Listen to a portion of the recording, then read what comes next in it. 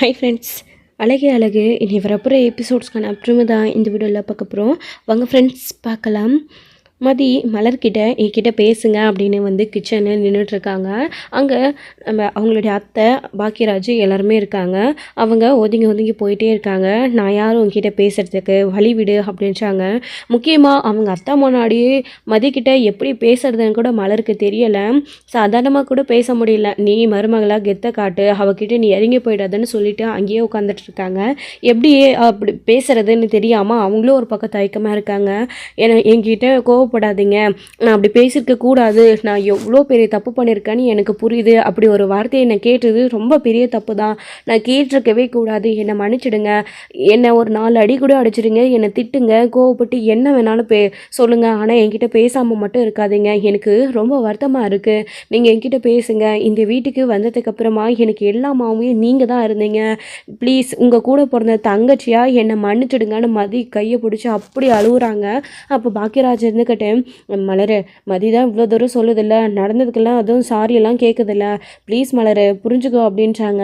அப்போது அப்படின்னு ஏங்க பேசாதீங்க ப்ளீஸுங்க, நீங்கள் நான் சொன்னதெல்லாம் நினச்சிக்க வேண்டாம், உங்களுக்கு செய்ய மரியாதை இல்லைன்னு நான் சொன்னது தப்பு தான், நீங்கள் குடும்பத்துக்காக விட்டு கொடுத்து புரிஞ்சுக்கிட்டு போகிறீங்க, அதை நான் தான் தப்பாக புரிஞ்சுக்கிட்டு பேசிட்டேன், எனக்கு இருக்கிற கோவத்தில் அது உங்கள் மேலே நான் காட்டிட்டேன், அது எவ்வளோ பெரிய தப்புன்னு நான் வருத்தப்பட்டுட்டு இன்னைய வரைக்கும் வருத்தப்பட்டுட்டு தான் இருக்குது, உங்ககிட்ட நான் பேசணுன்னு, நீங்கள் தான் என்கிட்ட பேசாமலே போகிறீங்க, என்கிட்ட பேசுங்கன்னு அழுகுறாங்க. மலருக்குமே என்ன பண்ணுறதுன்னு தெரியல. மலருக்கு ரொம்ப ரொம்ப இலகுனக்கணும். என்னதான் வந்து அவங்க வீட்டில் அவங்க எப்படி வேணாலும் நடந்துக்கிட்டாலையும், அவங்க அத்தை மாமா எல்லாரும் எப்படி வேணாலும் திட்டினாலையும், பாக்கியராஜ் கிட்ட இந்த விஷயத்த சொல்லும்போது அவர் ஆறுதல் சொல்ல முடியலனாலையும், விடு மலரு புரிஞ்சுக்க மலரு, உனக்கு நான் இருக்கேன்னு பாக்கியராஜ் சொன்னாலுமே அவங்க மனசு ரொம்ப ரொம்ப கஷ்டப்பட்டுட்டு தான் இருக்கும். ஆனால் பாக்கியராஜ் ஏதாச்சும் சொல்லி சமாளித்தாங்க அப்படின்னா அடுத்த நிமிஷமே எல்லாத்தையும் மறந்துட்டு கேஷுவலாக இருக்கிறவங்க தான் மலர். ஏன்னா இந்த குடும்பத்துக்காகவும் ஹஸ்பண்டுக்காகவும் அந்த அளவுக்கு விட்டு கொடுத்து மலர் போயிட்டுருக்காங்க. அது ஒன்றும் தப்பான குணம் கிடையாது. விட்டு கொடுத்து போகிறவங்க எப்பயுமே கெட்டு போகிறது கிடையாது. மலர் அவங்களுடைய எண்ணத்துக்கு எப்பயுமே நல்லா தான் இருப்பாங்க. அந்த மாதிரி தான் இப்போது அவங்களுக்கு மனசு ரொம்ப கஷ்டமாகுது. மதி இப்போது அலுவலகத்தை பார்த்துட்டு, நான் வேணா உங்கள் காலில் விழுந்து மன்னிப்பு கேட்குறேன், கூட போன தங்கச்சியாக நினச்சி என்னை மன்னிச்சிடுங்க, நான் கேட்டது ரொம்ப பெரிய தப்பு, வேணா என்னை 4 அடி அடிச்சிடுங்க, என்கிட்ட பேசாமல் மட்டும் இருக்காதீங்க, வழக்கம் போல் நீங்கள் என்கிட்ட பேசணுன்னு ஆள ஆரம்பிச்சிடுறாங்க. காலில் விழுகிறேன்னு குனிய ஆரம்பிக்கவும், ஏன் மதி என்ன பண்ணிகிட்ருக்க நீ, இங்கே பாரு காலெல்லாம் விழுகாத எந்திரி அப்படின்றாங்க. ப்ளீஸ் என்கிட்ட பேசுங்க, என்னை மன்னிச்சுட்டேன்னு சொல்லுங்கன்னு அவங்க அளவும், சரி மதி சரி சரி நீ கேட்டது தப்பு தானே ஒத்துக்கிட்டல, நான் ஒன்றும் சுயமரியாதவை இல்லாதவ இல்லை மதி, எல்லாத்துமே இந்த குடும்பத்துக்காக தான் நான் அனுசரித்து போயிட்டுருக்கேன், என்னை மற்றவங்க தான் யாருமே புரிஞ்சிக்கல அப்படின்னாலையும் நீ கூட என்னை புரிஞ்சிக்காமல் பேசிட்டேன்னு தான் நான் ரொம்ப கஷ்டப்பட்டேன் அப்படின்னும், சாரிங்க, உங்களை புரிஞ்சுக்கிட்ட ஒரே ஆள் நான் மட்டும்தான், புரிஞ்சதுனால தான் உங்களுக்கு சப்போர்ட்டிவாகவும் நான் உங்கள் கூட துணையாகவும் நின்னேன், ஆனால் நானே அப்படி கேட்டிருக்க கூடாது தான், மன்னிச்சுடுங்க அப்படின்னும், சரி மதி போதும் விடு, எத்தனை தடவை மன்னிப்பு கேட்ப அப்படின்றாங்க, இனிமேல் நீங்கள் என்கிட்ட பேசுவீங்கல்ல அப்படின்னும், கண்டிப்பாக நான் பேசுகிற மதி அப்படின்னும், இது என்னடா இது இவ்வளோ நடந்ததுக்கு அப்புறமும் பேச மாட்டான்னு நினச்சா பட்டுன்னு மன்னிப்பு கேட்ட உடனே பேசிட்டாலே அப்படின்னு தான் அவங்க அத்தை நினச்சிட்ருக்காங்க. அவங்க அத்தை பார்க்குறாங்க, மதியை பார்க்குறாங்க, என்ன பார்த்து பேசுங்க அப்படின்னும், மலர் இருக்கிறது நம்ம ஃபேமிலி மட்டும்தான், நம்ம வீட்டுக்குள்ளேயே நம்ம ஒருத்தருக்கு அடிச்சுக்கிட்டு சண்டை போட்டுக்கிட்டு பேசாமல் இருந்தால் எப்படி, எல்லாம் சரியாக போயிடும், மதி தான் மன்னிப்பு கேட்டுருச்சுல்ல, விடு, நீங்கள் 2 பேரும் வழக்கம் போல் பேசிக்கோங்க, உனக்குன்னு இருக்கிறது மதிக்குன்னு இருக்கிறது நீங்கள் 2 பேரும் தான் வீட்டில் எப்பயுமே ஒன்றா இருக்க போகிறீங்க, எதுக்காக சண்டை போட்டுக்கிட்டேன்னு பாக்கியராஜு பேசுவோம், என்னடா நீ அதுக்குன்னு மதி கேட்டதெல்லாம் சரின்னு ஆகிடுமா, உடனே அவள் கேட்டது எல்லாத்தையுமே மன்னிச்சுட்டு அப்படியே இவ பேச ஆரம்பிச்சிடுமா அப்படின்னும், விடேம்மா அது அவங்க பிரச்சனை, எதுக்குமா நீ இதை பெருசு பண்ணிக்கிட்டு அப்படின்னு, ஆமாண்டா இப்படியே எல்லாத்துக்கும் இவளை மன்னிச்சுட்டே போங்க, இன்னும் தலை மேலே தான் தூக்கி வச்சுட்டு ஆடுவா இவ, இரு மலரே உனக்கு இப்போ தெரியாது, அடுத்த டைம் இன்னும் ஏதாச்சும் பெருசாக உனக்கு தண்டனையை கொடுப்பா, அப்போ உனக்கு புரியும், இப்போ தெரியாதுன்னு அவங்க அத்தை கோவமாக எழுந்திரிச்சு போயிடுறாங்க. அவங்க போனால் போகட்டும், நீங்கள் என்கிட்ட பேசுங்கன்னு ஹக் பண்ணிக்கிறாங்க. மதி வந்துட்டு சரி நீங்கள் அழுவாத அப்படின்றாங்க. அப்பாடா எப்படியோ ஒரு வழியா முதல்ல என்கிட்ட சமாதானமானா அடுத்து உன்கிட்ட சமாதானம் ஆயிட்டாப்பா மலர், எனக்கு இப்போ தான் சந்தோஷமாக இருக்குது, மலர் நீ இப்படியே இரு மலர், எப்பயுமே இப்படி இருந்தால் தான் சந்தோஷமாக இருக்குது மலர் அப்படின்னு பாக்கியராஜ் சொல்லவும், ஓ! அப்போது நான் மட்டும் என்ன நடந்தாலும் எல்லாத்தையும் மன்னிச்சுட்டு சந்தோஷமாக உங்ககிட்ட கேஷுவலாக பேசினா நீங்கள் நல்லா இருப்பீங்க அப்படி தானே அப்படின்னும் நீங்கள் விடுங்க அவர் சொல்கிறதெல்லாம் கேட்காதீங்க அப்படின்னு மதி இப்போது மலர்கிட்ட பேச ஆரம்பிச்சிடுறாங்க. இப்போ வழக்கம் போல் ஒன்று குடிக்க ஆரம்பிச்சுட்டாங்க. எப்படியோ ஒரு வழியாக சமாதானமாயிட்டாங்க.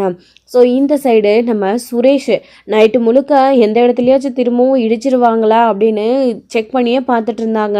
அதெல்லாம் பார்த்து மதிக்கு அவ்வளோ சிரிப்பாக வந்துச்சு. ஆனால் அவங்களால சிரிப்பை அடக்கவும் முடியல. அப்படியே வெளியில் போய் உட்காந்து படிக்கணும்னு சொல்லிட்டு வெளியில் போயிட்டாங்க. சுரேஷும் இப்போ அவருடைய மாற்றத்தில் கொஞ்சம் சேஞ்ச் பண்ணிக்கிட்டாரு. அவருடைய விஷயத்துலலாம் சின்ன சின்ன விஷயங்களை சேஞ்ச் பண்ண ஆரம்பிச்சிட்டாரு. இது எல்லாத்தையும் ஆரம்பத்திலே பண்ணியிருந்தா இந்த அளவுக்கு பிரச்சனை வந்திருக்காது. சாதாரணமான ஒரு டவல் தானே, அதை எடுத்துகிட்டு போய் பேஸ்கெட்டில் போகிறதுனால என்ன தப்பாயிட போகுது. மதியம் எடுத்துகிட்டு போய் அதெல்லாம் புருஷனாக ஒன்றும் விட்டுட்டு போகலையே, எடுத்து வாஷிங் மில்லில் துவைச்சி க்ளீனாக மடித்து வைக்கிறாங்கல்ல, அதுவே பெரிய விஷயம் தானே. அந்த அளவுக்கு இருக்கிற மதிக்கிட்ட ஓரளவுக்கு அவங்க சொல்கிற விஷயத்த புரிஞ்சுக்கிட்டு நடந்துக்கிட்டா எந்த தப்புமே கிடையாது. பெண்கள் வீட்டில் எவ்வளோ வேலைகள் திரும்ப திரும்ப செய்கிறாங்க. வீட்டிலே இருக்கிற பெண்களாக இருந்தால் அது தெரியாது. வீட்லேயும் வேலை செஞ்சுட்டு வெளியிலையும் வேலைக்கு போகிற, அதுவும் மாதிரி காலேஜுக்கு போகிற பெண்களுக்கெலாம் எவ்வளோ ஒரு டென்ஷன் இருக்கும். அதனால் சின்ன சின்ன வேலைகளும் ஹஸ்பண்டும் பிரித்து செஞ்சுக்கிட்டா எந்த ஒரு பிரச்சனையுமே கிடையாது. ஹஸ்பண்ட் அண்ட் ஒய்ஃப் தானே, விட்டு கொடுத்து போகலாம். அப்போ தானே வாழ்க்கை அழகாக இருக்கும். அதை விட்டுட்டு நீயா நானான்னு போட்டி போட்டால் தேவையில்லாமல் சண்டை தான் வரும், வாழ்க்கையில் பிரச்சனை தான் வரும். இது சில பேர் இன்னுமே புரிஞ்சுக்கிறது கிடையாது. புரிஞ்சுக்காததுனால தான் அவங்களோட வாழ்க்கையில் இந்த அளவுக்கு பிரச்சனை வந்துக்கிட்டே இருக்குது. அந்த மாதிரி தான் மதியும் சுரேஷும் கூட. இப்போ தான் சுரேஷ் புரிஞ்சுக்க ஆரம்பிச்சிருக்கிறாரு. அடுத்து சுரேஷ் வெளியில் வராரு. வெளியில் வந்தால் மதியம் மலரும் ஜாலியாக பேசிக்கிட்டே கிச்சனில் சமைச்சிட்ருக்காங்க. அந்த வீட்டில் நான் போனதுக்கப்புறமா அவங்க என்னை நல்லா பார்த்துக்கிட்டாங்க. தரணியெல்லாம் கூட என்கிட்ட நல்லா ஒட்டுக்கிட்டான் அப்படின்னு குழந்தைங்கள பற்றியும் 2 பேரையும் பற்றியும் கேஷில் ஜாலியாக பேசிகிட்டு இருக்கவும், அப்போ சுரேஷ் இதை வந்து பார்த்துட்டு என்னடா அண்ணி இவகிட்டெல்லாம் பேசுகிறாங்களா இப்போது அப்படின்னு கேட்கவும், நேராக சுரேஷ் வர்றாரு. வா சுரேஷ், காஃபி வேணுமா அப்படின்னுமோ, நீ காஃபி வேணும் தான். ஆமாம், நீங்கள் இவ மேலே கோவத்தில் தானே இருந்தீங்க, இவகிட்ட நீங்கள் எப்படி பேசுகிறீங்க அப்படின்னுவோம். அதுக்காக பேசாமலே இருக்க முடியுமா சுரேஷ்? மதி கேட்ட தப்புக்காக சாரி கேட்டுட்டா. இதுக்கப்புறமா மதியை மன்னிச்சு மதிக்கிட்ட பேசாமல் இருந்தால் நியாயமா?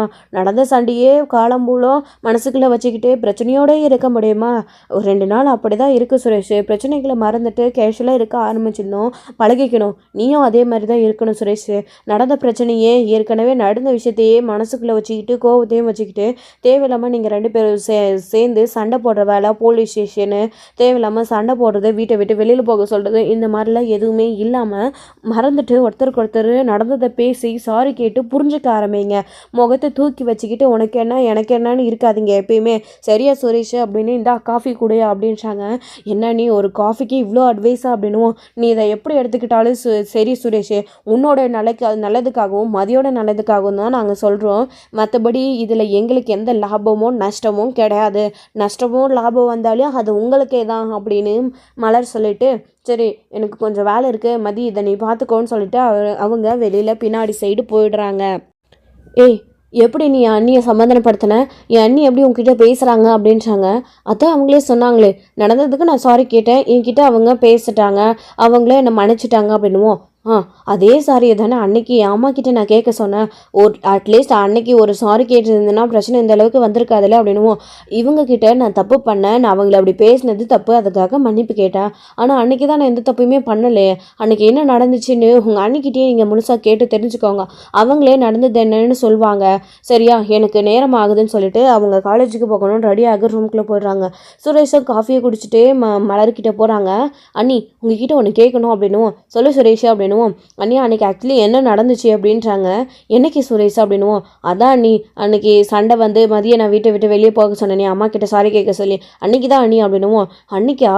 அதான் சுரேஷ் மதிய டம்ளர் எடுத்துகிட்டு போய் வைக்க சொன்னாங்க. மதியம் வந்து அது திரும்பவும் கேட்டா. இல்லைன்னு நான் சொல்லலை, அது உங்கள் பிள்ளையே எடுத்துகிட்டு போய் வச்சுருந்தா இவ்வளோ வேலை பிரச்சனை வந்திருக்காதே இல்லைன்னு சொல்லிட்டேன். ஆனால் அத்தை தான் கூட மதி கேட்குற கேள்விக்கு அதெல்லாம் பதில் சொல்லிக்கிட்டு 1க்கு 2 மதிக்கிட்ட வாயை கொடுத்து சண்டை எடுத்தாங்க. அவங்க அம்மாவை பற்றியெல்லாம் பேச ஆரம்பித்தாங்க. மதி அதே மாதிரி ரிட்டன் கேட்கவும் கிடையாது. நீங்கள் உங்கள் பிள்ளையை சரியாக இந்த மாதிரிலாம் எடுத்து வைக்க சொல்லி வளர்த்துருக்கலாம்லன்னு சொன்னது ஒன்று மட்டும்தான் சுரேஷ். அதுக்கப்புறம் அத்தை தான் எல்லாமே நிறைய விஷயங்கள் மதிக்கிட்ட நிறைய தப்பு தப்பாக பேசுனாங்க. உங்ககிட்டயோ நடந்ததையும் தாண்டி சில விஷயங்கள் எல்லாமே சொன்னாங்க. அதெல்லாம் நான் சொல்லக்கூடாது சுரேஷ். ஆனால் மதி மேலே எந்த தப்புமே கிடையாது. சரியா? நீ தேவையில்லாமல் அன்றைக்கி மதியை சாரி கேட்க சொன்னது உன்னுடைய தப்பு.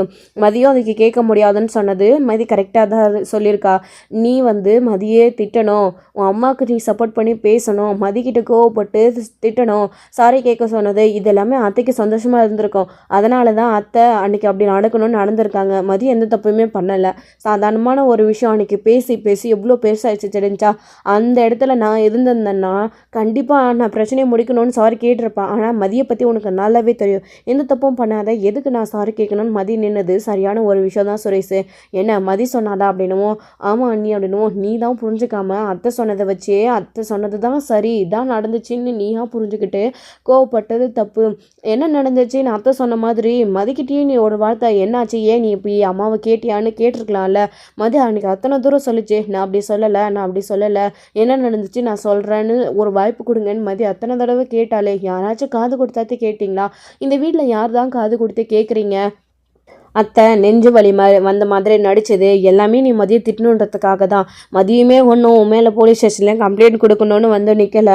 நீ மதிக்கிட்ட ஃபோன் பண்ணி கோவமாக பேசினதுனால தான் மதி அங்கே உங்ககிட்ட பேசணுன்னு வந்தது. ஆனால் அங்கே இன்ஸ்பெக்டர் வருவாருனோ இப்படியெல்லாம் பிரச்சனை நடக்கணும் மதி கொஞ்சம் கூட எதிர்பார்க்கலன்னு ரேவதி கிட்ட சொல்லி மனசு விட்டு ஃபீல் பண்ணி அழுததா என்கிட்ட ரேவதி ஃபோன்லேயே சொல்லிட்டா.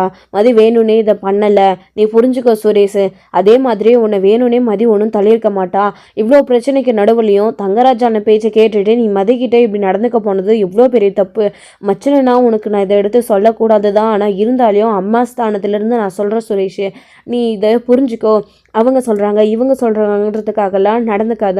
உன்னோட வாழ்க்கை நீ டிசைட் பண்ணு. நீ எப்படி நடந்துக்கணும், எப்படி பேசணும்னு மதிக்கிட்ட எப்படி இருக்கணுன்றத நீங்கள் பேசி முடிவு பண்ணிக்கோங்க. இருக்கிற சண்டைக்கு நடுவில் இப்போது இதெல்லாம் உங்களுக்கு தேவையா? அவர் தான் எதை சொல்கிறாருன்னா நீயும் புரிஞ்சுக்காம பொண்டாட்டிக்கு பிடிச்சதை வாங்கி கொடுக்கணும், பிடிச்ச மாதிரி நடந்துக்கணும், பேசணும், எல்லாம் ஓகே தான் சுரேஷ். ஆனால் எந்த சுச்சுவேஷனில் நீங்கள் தங்கராஜனை வீட்டுக்கு போயிருக்கீங்க, அங்கேருந்தே உங்கள் வாழ்க்கையை தொடங்கணும்னு நீங்கள் உங்கள் தங்கராஜனை உங்கள் மாமா ஐடியா கொடுத்தது சரியான ஒரு விஷயமா? யோசிச்சுப்பாரு. யோசிக்காமல் நீயும் அவர் சொன்னார்ன்றதுக்காக மதிக்கிட்டு டைரெக்டாக போய் உடனே இப்படி பேச போனால் எப்படி இருக்கும்? மதிக்குமே கொஞ்சம் பேசி புரிஞ்சுக்க டைம் கொடுக்கணும்ல. யோசிச்சுப்பாரு சுரேஷ். இதெல்லாம் நான் உனக்கு சொல்லியிருக்கக்கூடாது. நான் சொன்னதில் ஏதாச்சும் தப்பு இருந்தால் என்னை மன்னிச்சிடு சுரேஷ் அப்படின்னு. ஐயோ அண்ணி அப்படிலாம் எதுவும் இல்லை அப்படின்றாங்க. இதுக்கு மேலே உங்களோட இந்த பர்சனல் விஷயத்தில் நான் தலையிட விரும்பலை சுரேஷ். நடந்தது என்னவோ நான் சொல்லிட்டேன். இதுக்கு மேலே முடிவெடுக்க வேண்டியது நீ தான். சுயமாக எப்பயுமே முடிவெடு அப்படின்னு சொல்லிட்டு அங்கேருந்து போயிடுறாங்க. சுரேஷ் இப்போ யோசித்து பார்க்க ஆரம்பிச்சிட்றாரு. யோசித்து பார்த்ததுக்கப்புறமா அவருடைய மாமா மதியோட வேலையே இப்போது இல்லாமல் பண்ணிட்டாரு. அதாவது மதிக்கு பர்மனெண்ட்டாக வேண்டாம், இப்போ எங்கள் வீட்டுக்கு பொண்ணுக்கு அது சரியில்லைன்ற விஷயத்த சொல்லிட்டாங்க. இப்போ அடுத்த நாள் டியூட்டிக்கு போகும்போது சுரேஷ் இந்த விஷயத்தை பற்றி அவர் சொல்கிறாரு. உன் பொண்டாட்டிக்கு இன்றைக்கி கண்டிப்பாக வேலை பர்மனெண்ட் ஆகாது, அவள் ஆயிடும்னு நினச்சிட்டு இருக்கா. ஆனால் அது நடக்காதுன்னு சொன்ன உடனே என்ன மாமா சொல்கிறீங்க அப்படின்னுமோ, ஆமாம் நான் பேச வேண்டியவங்க கிட்டலாம் பேசிட்டேன், அவளை வேலை இருக்கிறதுனால தானே திமிரில் ஆடுறா, வேலை அவளுக்கு போயிடும், நீ கவலைப்படாத சுரேஷ், இனி மதியம் வழிக்கு கொண்டு வந்துடுவா, அங்கே எதுவும் பிரச்சனை இல்லைன்னு பேசிட்டு தங்கராஜ் ஃபோன் வச்சதுக்கப்புறமா தான் சுரேஷ் இப்போ ரொம்ப பயப்பட ஆரம்பிக்கிறாரு. ஐயோ சும்மாவே ஆடவா இப்போது வேலை போகிறதுக்கு காரணம் மாமா தான் தெரிஞ்சா அவ்வளோதானே, என்னுடைய வேலை போகிறதுக்கு அவள் தான் காரணம் தெரிஞ்ச உடனே எனக்கு எந்த அளவுக்கு கோவம் அவளை நான் எப்படியெல்லாம் சண்டை போட்டேன், அவளுக்கும் அதே மாதிரி தானே இருக்கும்ன்றதை இப்போ சுரேஷ் யோசிச்சு பார்க்க ஆரம்பிக்கிறாரு. யோசிச்ச உடனே இப்போ என்ன பண்ணுறாரு அப்படின்னா நேராக மதியோட காலேஜுக்கு மதி போகிறதுக்கு முன்னாடியே அங்கே போகிறாங்க. போனதுக்கப்புறமா அவங்கக்கிட்ட பேசி மதிக்கு வேலை பர்மனெண்ட் ஆகணும் அப்படின்னு சுரேஷ் பேசுகிறாரு. இதை கேட்ட உடனே அவர் ரொம்ப அதிர்ச்சி ஆகிறாரு. உங்களுடைய மாமா தானே அவர் மதிக்கு வேலை வேண்டாம் செட் ஆகாதுன்னு சொல்கிறாரு. நீங்கள் பர்மனெண்ட் ஆக சொல்லி கேட்குறீங்களே, எனக்கு ஒன்றும் புரியல, மதி ரொம்ப டேலண்டான பிள்ளை தான் அப்படின்றாங்க. ஸ்டூடெண்ட் தான், அதாவது ஸ்டூடெண்ட்ஸ்க்கு பாடம் எடுக்கிற ஒரு டீச்சர் தான், எங்கள் ஸ்கூலுக்கு அவங்கள பர்மனெண்ட் ஆகிறது எங்களுக்கு சந்தோஷம் தான் காலேஜுக்கு. ஆனால் அவர் வேண்டான்னு சொன்னார் அப்படின்னு சொல்லும்போது என்னுடைய மாமா ஏதோ சொல்லிட்டாரு, ஆனால் நீங்கள் வேண்டான்னு சொல்லக்கூடாது, மதிய பர்மனெண்ட் ஆக்கிக்கோங்க, எனக்கு ஒரு பிரச்சனையும் இல்லை, நான் தானே அவரோட ஹஸ்பண்டு, நானே இதுக்கு ஒத்துக்கிறேன் அப்படின்னு அவர் சொல்கிறாரு. இவருக்கு என்ன பண்ணுறதுன்னே புரியல. சார் ப்ளீஸ் அப்படின்னு சொன்ன உடனே, சரி சார் நீங்கள் சொல்லிட்டீங்கல்ல, ஆல்ரெடி மதியோட பேர் தான் முதல்ல இருந்துச்சு. தங்கராஜ் சார் சொன்னதுனால தான் அதை நீக்கணும்னு முடிவு பண்ணியிருந்தோம். நீங்கள் இப்படி திரும்ப சொன்னதுக்கப்புறமா நான் நீக்க தேவையில்லை. அப்படியே நான் மதியோட பேரை லிஸ்ட்டில் சொல்லிடுறேன். முதல்ல அவங்க பர்மனெண்ட் ஆக்கிடுறோம் அப்படின்னு சொன்ன உடனே சுரேஷ் ரொம்ப சந்தோஷப்படுறாரு. சரி இதை நான் இப்போ வந்து பேசின விஷயமும் என் மாமா வந்து முதல்ல வேண்டான்னு சொன்ன விஷயமும் எதுவும் அவங்களுக்கு தெரிய வேண்டாம், நான் வரேன் சார் அப்படின்னு சொல்லிட்டு கிளம்புறாரு. ஓகேன்னு அவரும் போனதுக்கப்புறமா அழலுக்கு குடும்பத்தில் மாற்றி மாற்றி இப்படி சொன்னால் மாமா ஒரு பக்கம் வேண்டான்றது, புருஷன் ஒரு பக்கம் பொண்டாட்டிக்காக யோசிச்சு வேலைக்கு போகட்டும்னு சொல்கிறாரு அப்படின்னு ரொம்ப ஆச்சரியத்தோடு அவர் இருக்காரு. இப்போ இவர் இங்கே பேசி முடிச்சுட்டு கரெக்டாக கிளம்பும்போது மதியம் அவங்கள ஜஸ்ட் மிஸ்ஸில் பார்த்துடுறாங்க. சுரேஷ் கிளம்பி போயிடுறாரு. அவர் போனதுக்கப்புறமா ஏதாச்சும் பிரச்சனை பண்ணியிருப்பாரா? ஆனால் நேராக காலேஜில் வந்து பார்க்கவும் எந்த கலாட்டவும் இல்லை. அப்போ நேராக சார்கிட்ட வந்து விசாரிக்கலான்னு அவர்கிட்ட வந்து என் ஹஸ்பண்ட் தானே வந்துட்டு போனது, அவர் ஏதாச்சும் உங்ககிட்ட சொன்னாரா சார் அப்படின்னவும், எதுவும் இல்லையேம்மா உனக்காக தான் பேசிட்டு போனார் அப்படின்னவும், என்ன சார் சொல்கிறீங்க நீங்கள், என் பர்மனெண்ட் வேலை விஷயத்துல ஏதாச்சும் பர்மனெண்ட் பண்ணக்கூடாதுன்னு சொன்னாரா சார்? அப்படி ஏதாச்சும் சொல்லியிருந்தா கண்டிப்பாக அதை நீங்கள் ஏற்றுக்க கூடாது, எனக்கு இந்த வேலை ரொம்ப ரொம்ப முக்கியம். அவர் ஏதோ குடும்பத்தில் இருக்கிற கோவத்தில் கூட அப்படி சொல்லிட்டு போயிருப்பாரு. என்னை பர்மனெண்ட் ஆக்குங்க ப்ளீஸ், என்னோட ரொம்ப நாள் கனவு அப்படின்னு சொல்லிட்டு இருக்கோம். ஒதி ஒரு நிமிஷம் இருமா, நான் சொல்கிறேனேன்னு தப்பாக நினச்சிக்காத. அவர் ஒன்றும் வேலையை பர்மனெண்ட் ஆக்க வேணான்னு சொல்லிட்டு போக வரல, என்னுடைய வேலையை பர்மனெண்ட் ஆக்க சொல்லி தான் அவர் சொல்லிட்டு போகிறாருன்னு சொன்ன உடனே மதிக்கு ஒன்றுமே புரியல. என்ன சார் சொல்கிறீங்க அப்படின்னு. ஆமாம்மா, உன்னுடைய பேரும் முதல் லிஸ்ட்டில் தான் இருந்துச்சு, உன்னையும் நாங்கள் பர்மனெண்ட் ஆக்கணும் தான் நினச்சிட்டு இருந்தோம். ஆனால் அவருடைய மாமா இருக்கிறார்ல, அவர் வந்து என்னாச்சுன்னு தெரியல, இதெல்லாம் உனக்கு செட் ஆகாது, உன்னோட வேலையை பர்மனெண்ட் ஆக்க வேணான்னு என்கிட்ட சொல்லிட்டு போயிருந்தாரு. ஆனால் இந்த விஷயம் தெரிஞ்சதுக்கு அப்புறமா அவர் வந்து உன்னோட வேலை பர்மனெண்ட் ஆகணும்னு சொல்லிட்டு போகிறாரு. இப்படி ஒரு ஹஸ்பண்ட் கிடைக்க நீ கொடுத்து வச்சிருக்கணும் மாதிரி, உன்னோட வேலை பர்மனெண்ட் ஆகிடும் கன்ஃபார்மாக. இன்னைக்கு ஈவினிங்குள்ளே உனக்கு உன்னோட வேலைக்கான கண்டிப்பாக காப்பி ஆர்டரும் கையில் கிடைக்கும், பர்மனெண்ட் ஆர்டர் அப்படின்றாரு. இதை கேட்ட உடனே மதிக்கு ஒன்றுமே புரியல. ரொம்ப ரொம்ப சந்தோஷமாக இருக்கிறாரு. ரொம்ப தேங்க்ஸ் சார் அப்படின்றாரு. எவ்வளோ தைரியம் இருந்தால் என்னுடைய காலேஜ்க்கே வந்து என்னோடய வேலையை பர்மனெண்ட் ஆக்கக்கூடாதுன்னு அவர் சொல்லியிருப்பார். அவர் மாமா பேச்சை தட்டாமல் கேட்குறவராச்சு. அவர் வேலை வேண்டான்னு முடிவு பண்ணி என்னுடைய வேலையை அவர் நீக்கியும் இவர் எனக்காக வந்து பேசியிருக்கிறாரு. ஆச்சரியமான ஒரு விஷயமா தானே இருக்குது அப்படின்னு மதி நினைக்கிறாங்க. அப்போது மெசேஜ் பண்ண ஆரம்பிச்சிடுறாங்க. உடனே ரொம்ப தேங்க்ஸ் அப்படின்னும், எதுக்காக தேங்க்ஸ்ன்னு சுரேஷ் ரிப்ளை மெசேஜ் போடுறாரு. காலேஜுக்கு நீங்கள் வந்துட்டு போனதை நான் பார்த்தேன், எல்லா விஷயத்தையும் அவர் சொல்லிட்டாரு அப்படின்னும். ஓ அப்படியா, நான் எதுவும் சொல்ல வேணாம் அவர்கிட்ட சொல்லிட்டு வந்தேன், ஆனால் முழுசாக ஒப்பிச்சிட்டாரா? சாரி, என் மாமா இப்படி பண்ணுவார்னு நான் நினச்சி பார்க்கல. மாமா இந்த விஷயத்த சொன்ன உடனே உன்னோட வேலையை கெடுக்க வேணான்னு எனக்கு தோணுச்சு, அதான் நான் பர்மனெண்ட் ஆக்க சொல்லி பேசினேன் அப்படின்னு சுரேஷ் சொல்கிறாரு. இதுக்காக தான் தேங்க்ஸ். உன் மாமா ஏன் இந்த மாதிரி வேலையெல்லாம் பார்க்குறாரு, எனக்கு இந்த வேலை எவ்வளோ முக்கியம் தெரியுமா, வேலை எனக்கு ரொம்ப ரொம்ப முக்கியம் அப்படின்றாங்க. நான் புரிஞ்சதுனால தான் நான் ஓகே சொன்னேன். அன்னைக்கு என்னோடய சுச்சுவேஷனில் நான் எப்படியெல்லாம் வருத்தப்பட்டேன் வேலை போய் அப்படின்றது எனக்கு நல்லாவே புரியும், அதனால தான் அப்படின்னும். சாரி, அதுக்கு நானும் ஒரு காரணம் அப்படின்னும், நடந்த விஷயத்த பேச வேணாம் அப்படின்னு முடிவெடுக்கிறாங்க. ஸோ இதோட இந்த எபிசோடு வந்து முடிச்சிருக்காங்க. அடுத்தடுத்த எபிசோடில் என்ன நடக்க போகுது, மதியோட வேலை பர்மனெண்ட் ஆகிடுச்சின்னு தங்கராஜுக்கு தெரிஞ்சால் நம்ம சொல்லி எப்படி மதியோட வேலை திரும்ப கிடச்சிச்சு, இதுக்கு காரணம் சுரேஷ் தான் தெரிஞ்சால் அவருடைய ரியாக்ஷன் என்னவாக இருக்க போகுது, அடுத்து என்ன நடக்க போகுதுன்ற எல்லாத்தையுமே வெயிட் பண்ண நெக்ஸ்ட் வீடியோவில் பார்க்கலாம் ஃப்ரெண்ட்ஸ். தேங்க்யூ. இந்த வீடியோ பிடிச்சிருந்தா லைக் பண்ணுங்கள், ஷேர் பண்ணுங்கள், கமெண்ட் பண்ணுங்கள், மறக்காமல் பெல் ஐக்கானை